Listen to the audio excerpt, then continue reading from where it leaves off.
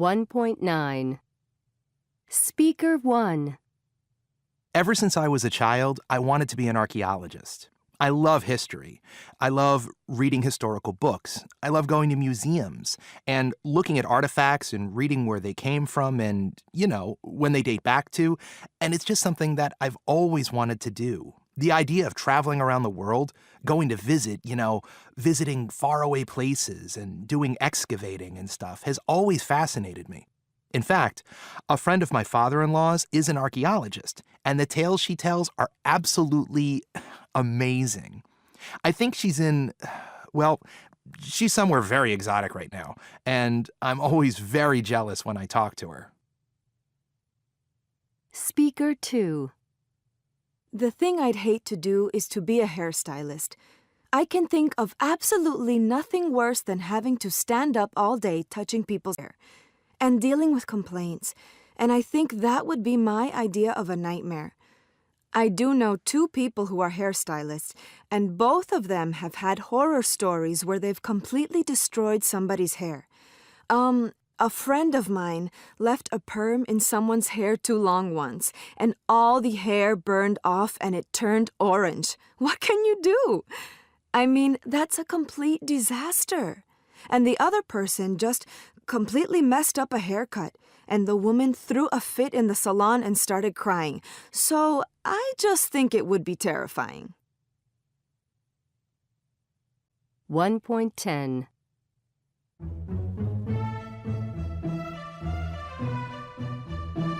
In the spring of 1800, the court painter Francisco de Goya was commissioned by the Spanish King Carlos IV, direct ancestor of King Juan Carlos, to paint a portrait of the royal family. At the time, the royal family was all staying at the summer palace of Aranjuez near Madrid. First on the left is Prince Carlos, the king's second son, and next to him is his older brother Prince Fernando, who was the heir to the throne. Fernando grew up hating his parents, especially his mother. But in fact, he took after his mother in that he was very vain and authoritarian. And when he eventually became king, he was extremely unpopular. The old woman just behind Prince Fernando is Maria Josefa, the king's sister. Single and childless, she died shortly after the painting was finished. Next to Maria Josefa is a young woman whose face we cannot see because she is looking away, and she is the mystery person in this painting. There are 2 theories about her identity. One theory is that she is Princess Maria Amalia, one of the king's daughters, who died in childbirth 3 years before the picture was painted. The fact that she's looking away would be to show that she was, in fact, dead. However, the other more popular theory is that she represents the woman that Crown Prince Fernando would one day marry. It would have been important to put her in the picture to show that the prince would marry one day and have a son to carry on the dynasty.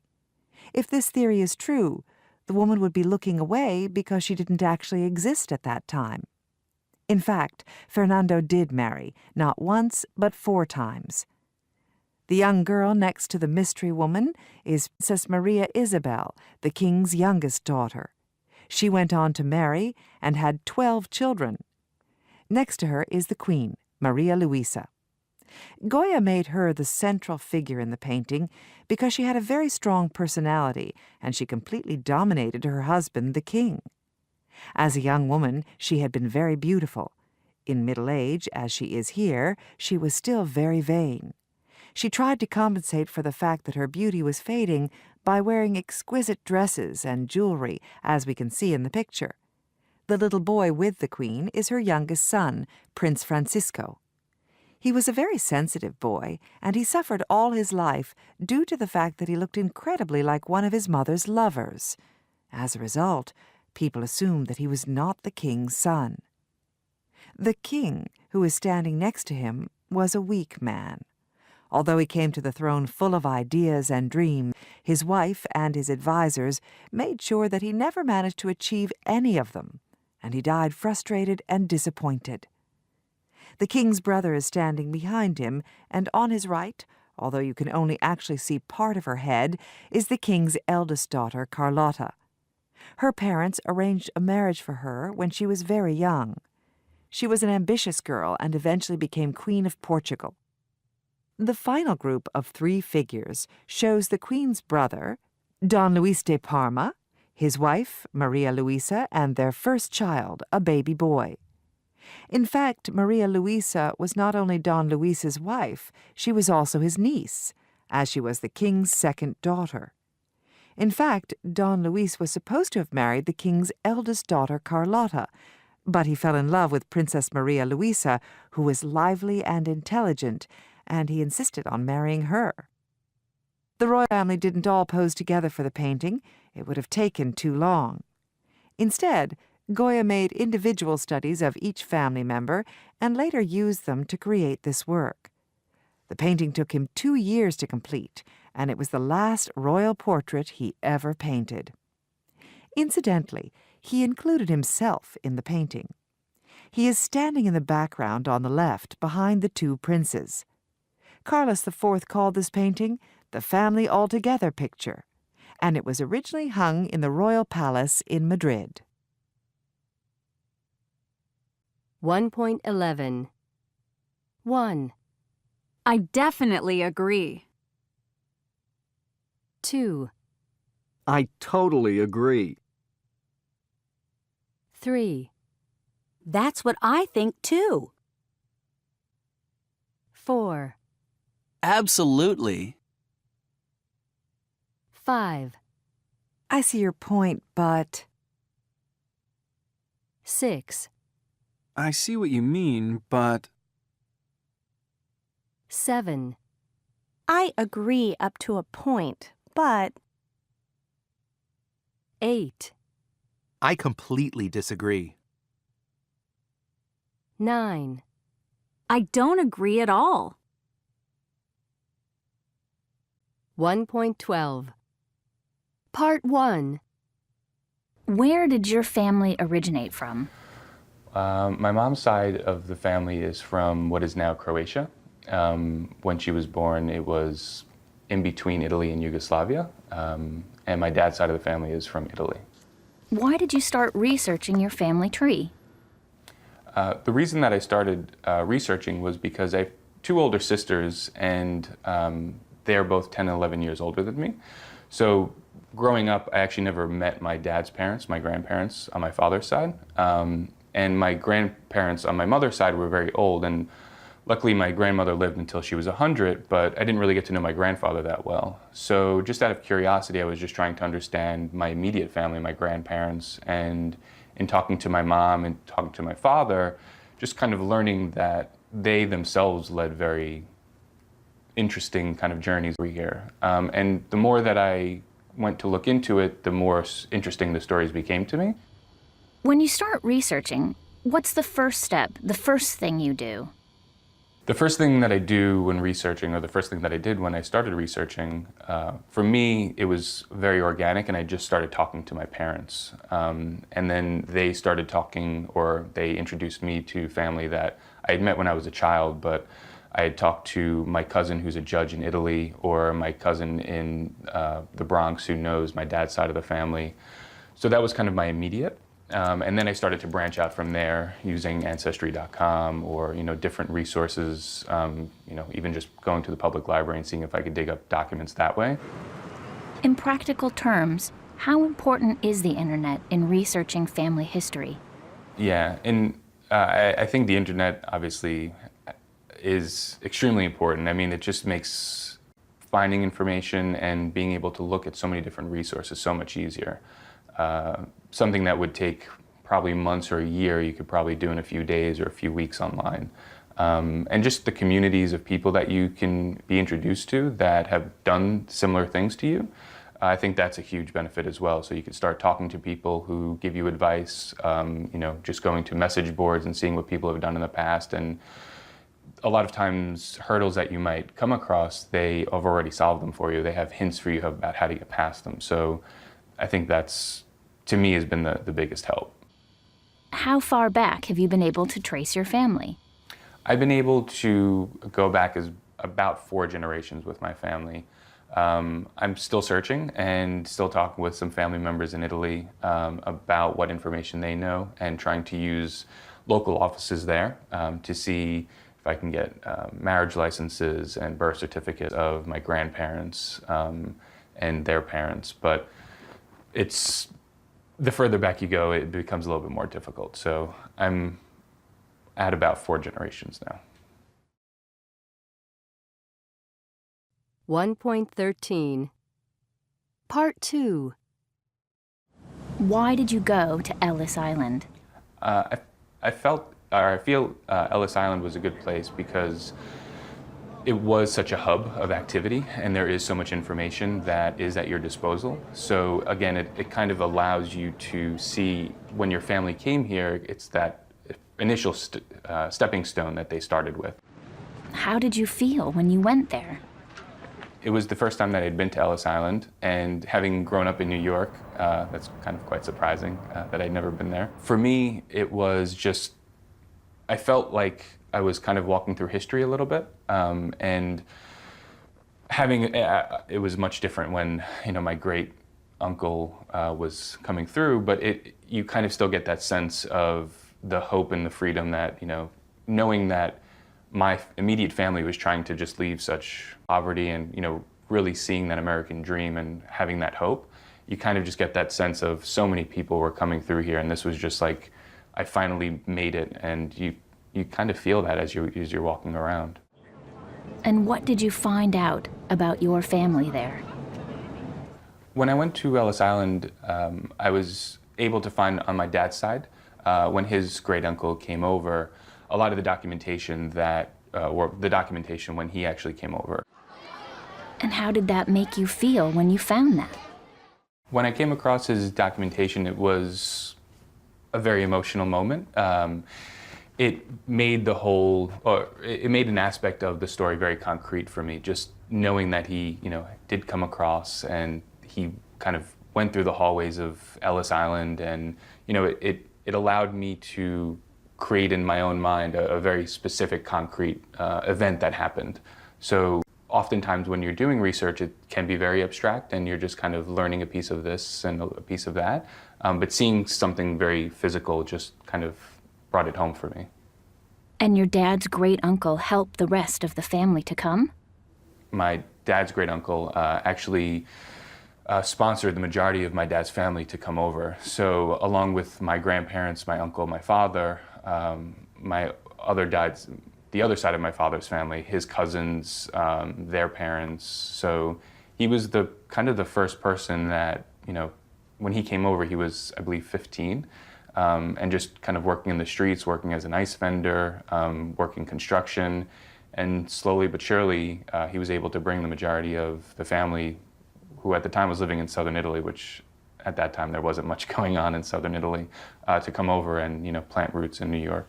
Without him, I probably wouldn't be here because my dad would have never come over and met my mom. So, I think the courage that he had to come over, especially by himself, and to bring the rest of my family over was something very heroic to do. During all the research which you did into your family tree, did you find out anything which surprised you? I did find some surprising stories.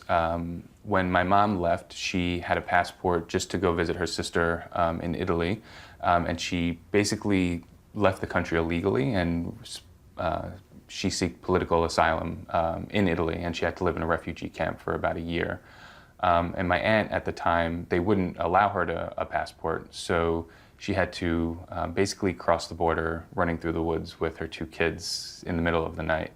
So, as you start to just hear these, even first account stories, second account stories, it's just very interesting to understand the difficulties that your family had to go through sometimes to just create a better life, or, at the time they didn't know I was going to be around. And what did you find out about how your parents met in New York? In talking to my parents, when my mom came over in 1960 and my father came over in 1961, even though they had very similar cultures, they also had a lot of differences. So they didn't actually speak the same language. And having met in English school, I thought, that was pretty surprising. Even though they both lived in New York, it kind of brought a sense of how New York and the US really is a melting pot. And, you know, it took a little while for them to kind of, well, I guess my mom to warm up to my dad. But, you know, once they understood that a lot of their cultural backgrounds were very similar, you know, the whole family started to hang out, and my mom became very close with my would-be grandmother, or her would-be mother-in-law. What would you say to somebody who is thinking of researching their family tree? I would recommend for anybody looking to start, who is possibly thinking about doing some research into family history, to just start talking to your family. That's how I started, and it's very easy, assuming that your family is there and they have the history. You know, it's a way to just kind of start, and for me, it's led down this path where I've decided to, you know, research further and further. But I also did feel it was a bit of an obligation for me to understand so that I can pass it along to my kids and to my grandchildren.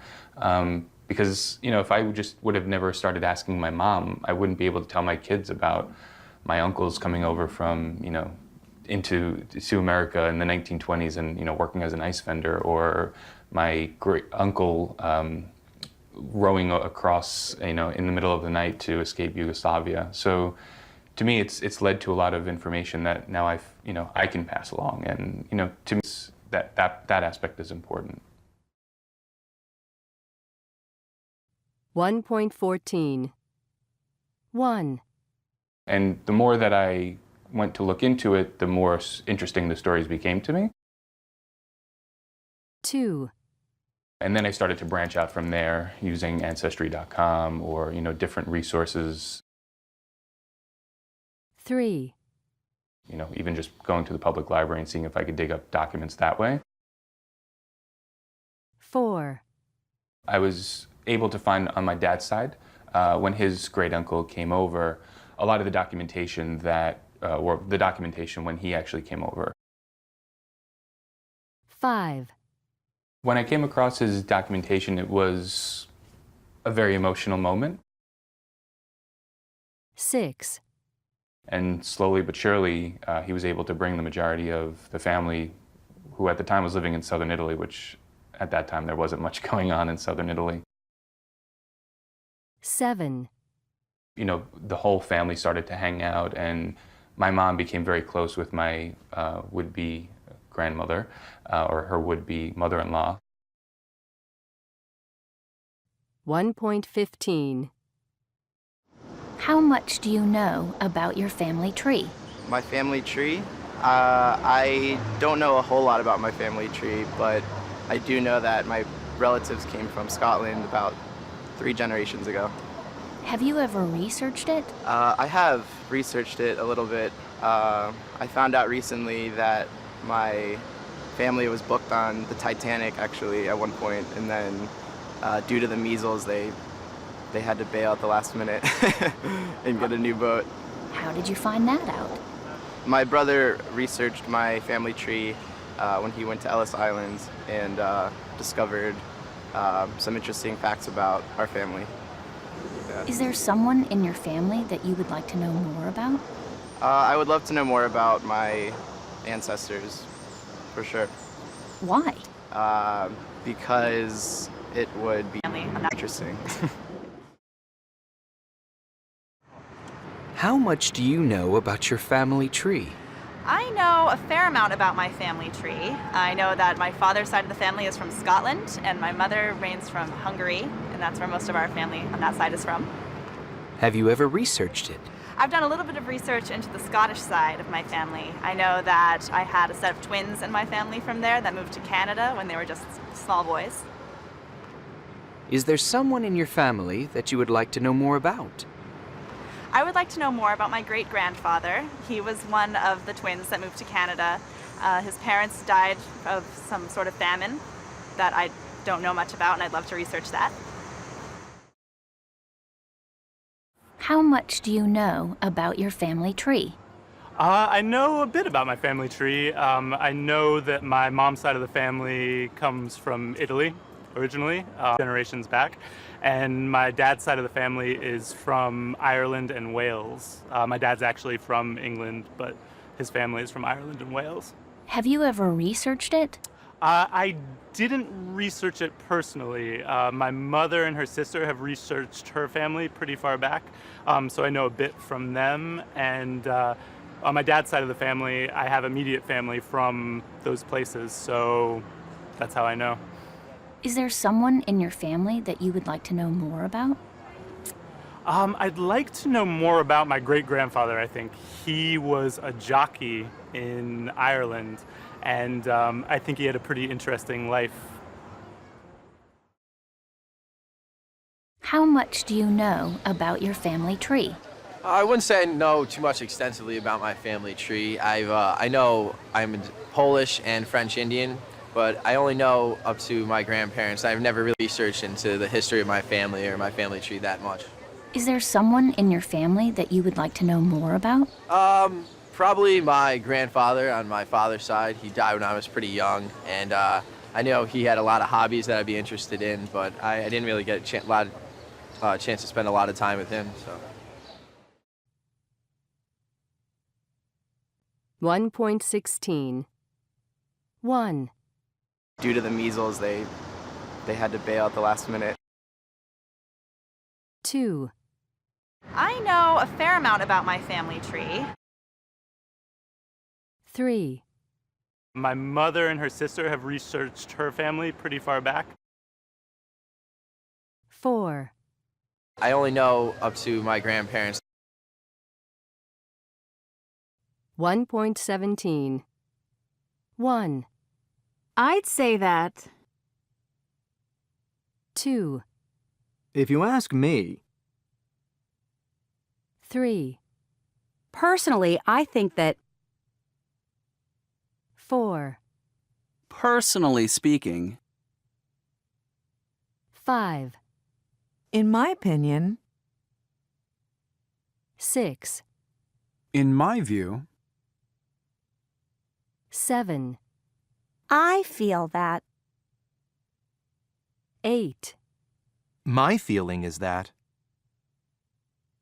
9. As far as I'm concerned, 1.18. do you find it easier to understand native or non-native speakers of English? Well, I've been in the United States for 7 years now, and I've been exposed to a lot of different accents, not only people from the United States, but from different parts of the world, so I'm used to it. In terms of regional accents in the U.S., I still sometimes have trouble with Southern accents.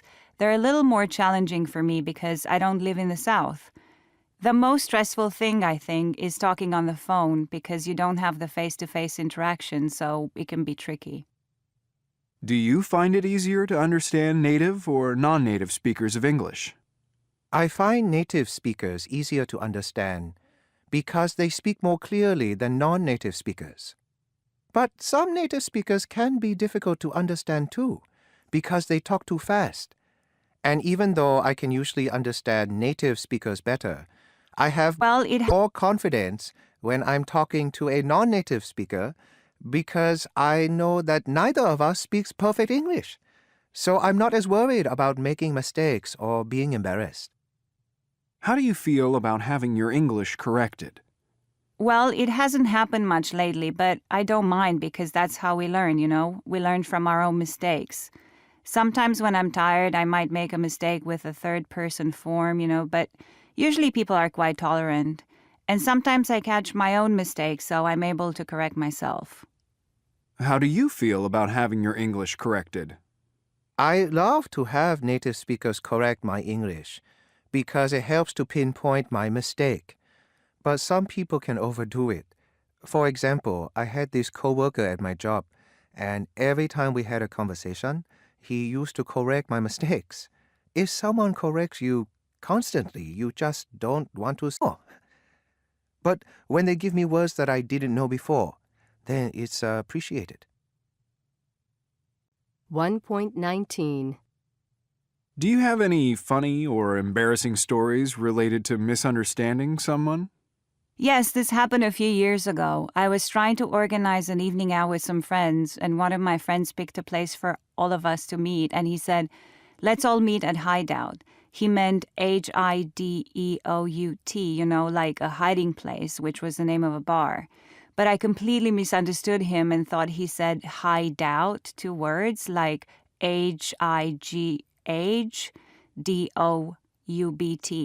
So this caused a lot of confusion because I passed on the information to a bunch of other people and everybody got extremely confused and we couldn't find the place. We had to call him to find out where it was, and then we all figured out that I had misunderstood and gotten the name of the place wrong. Yeah, it took us a while, but in the end we all got together and had a good laugh, so it all worked out. Do you have any funny or embarrassing stories related to misunderstanding someone? Yeah, usually related to idioms. For example, I once took a business course, and the professor liked to use the phrase, get a foot in the door. I didn't know what that expression meant, and kept thinking, why do we need to put a foot in the door? Then a classmate told me, it doesn't mean you really stick your foot in the door. It means you initiate or start something. And here's another one, sugar-free. I knew that free means no cost, but I kept seeing sugar-free things in stores. I thought that sugar-free meant they put in more sugar, like extra sugar, and it was free to the customer. But instead, it meant there was no sugar at all. I was really surprised by that. Is there anything you still find difficult about English? I find that certain idioms related to sports don't come easily to me because I don't know anything about baseball or basketball or American football. And there's quite a few idioms in American English that come from those sports, like hit it out of the park or slam dunk. So even though I do understand them in context, I don't use them because I don't always see the connection. Oh, and spelling. Romanian is a phonetic language, so spelling isn't necessarily as important as it is in English. Sometimes I have to write words out in English, maybe because I'm a visual learner. I have to visualize the letters in my head before I can spell the word. Is there anything you still find difficult about English? Sometimes when I read a new word, I'm not sure where to put the stress. For example, I'll say statistics instead of statistics. And I always used to say academic for the word academic. You see, the Thai language is very different from English, so sometimes it's hard. But mostly my problem is that I'm constantly monitoring my own speech because I'm afraid of making mistakes.